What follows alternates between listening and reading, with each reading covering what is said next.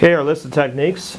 First one, change everything into sines and cosines. That definitely will be what you want to do for this particular problem. So in this case, the tangent and cotangent, we're going to use these two identities right here.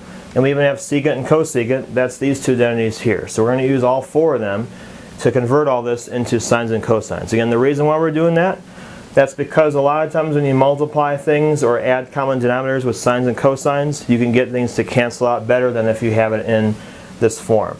Now again, there's also one of our techniques, multiply both sides by conjugate. So that is a way you could solve the problem as well. If you multiply top and bottom by tangent x minus cotangent, that's another way you can solve it. So again, there's more than one way that you can solve and get the answer. But if I work with my techniques, the first thing would say change the sines and cosines. That's what we're going to do here. So tangent is sine x over cosine x, and then cosine x over sine x. So that's the first two identities that I used for the top. The bottom one, that's 1 over cosine x times 1 over sine x.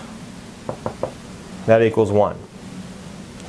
Then what I need to do is I need to get common denominators with the top, because my goal is I want to get the same denominator, or same one fraction on top and one fraction on the bottom, so that way I can flip it and I can get things to cancel out. So I want to get one single fraction on top. So what I'm going to do there is I'm going to multiply the first fraction by sine over sine, because the common denominator would be cosine x sine x. So I'm trying to get that same on both the fractions.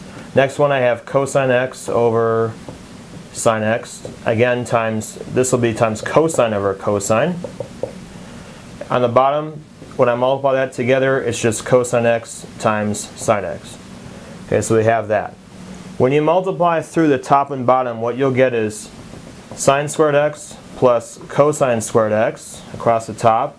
Then you get over cosine x sine x. And then down below you have 1 over cosine x sine x. Okay, so that's what you're going to get when you combine it. Again, across the top, across the bottom, we get this.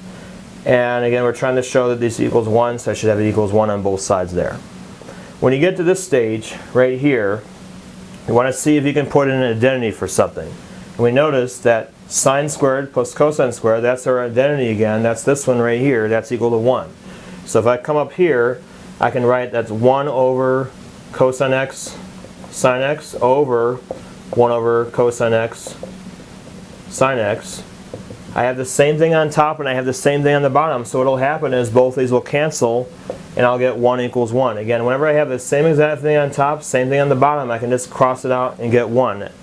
Or we could take the top fraction, multiply by the reciprocal of the bottom one, you'll still get everything all to cancel out and you'll get both sides equal. So that means that this whole thing here, all of that, can be simplified down to just the number 1.